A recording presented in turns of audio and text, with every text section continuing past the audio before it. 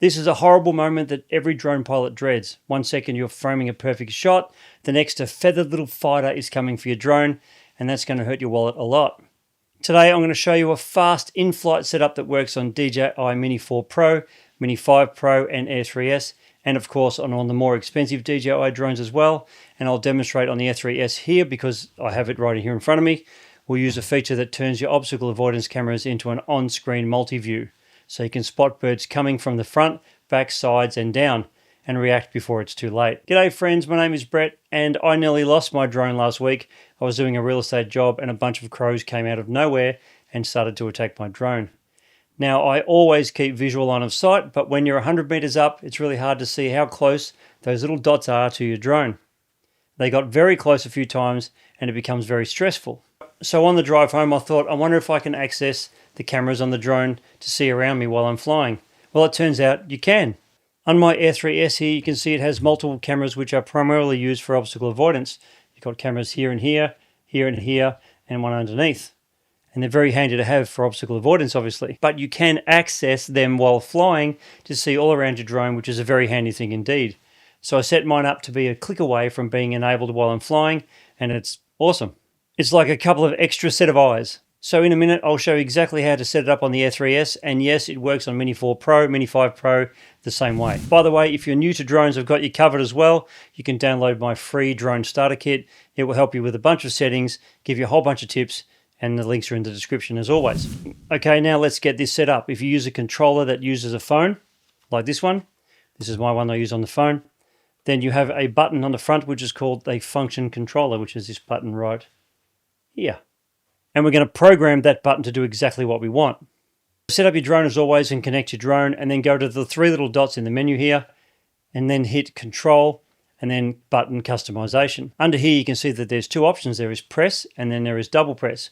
So what you're going to do here is you're going to tap the arrow next to the word press and select Vision Assist. And this is the option that shows the obstacle camera feeds. And if you want to, under double press, you could choose another option like cruise control or any other function you like. Now that that's set up, when you are flying, if you press the function button or the FN button once, the multi-view pops up instantly. If you press it twice, it'll come up with whatever second option you pressed.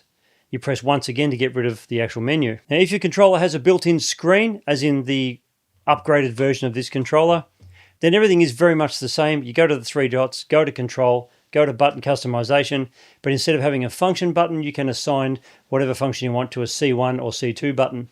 So just add the Vision Assist to C1. Now when you're in flight and you activate that setting, the drone will automatically select the camera angle in the direction that you are flying in, which means if you're flying to the right, then the right camera will show up and left camera show up and so on. But you can also touch on the arrow of whatever camera you want to focus on. So if you want to look behind you, you just select the bat arrow. This is a bat. I'm Batman. So if you want to select behind you, you select the back arrow and it'll show you what's behind you and left and right and so on. And you can look straight down as well. The bonus here is that this view is independent of your drone's gimbal camera, so you can focus on the job at hand but still see what's going on around you. Now, if you're liking my content on this channel but you just want a little bit more help, come hang out in the Real Room. It's my members only spot where I do simple step-by-step tutorials each week, Q&A videos for when you get stuck, and handy downloads so you can improve faster. You'll also be part of the Real Room community so we can all help each other out and get better at photos, video and editing. And it's open now.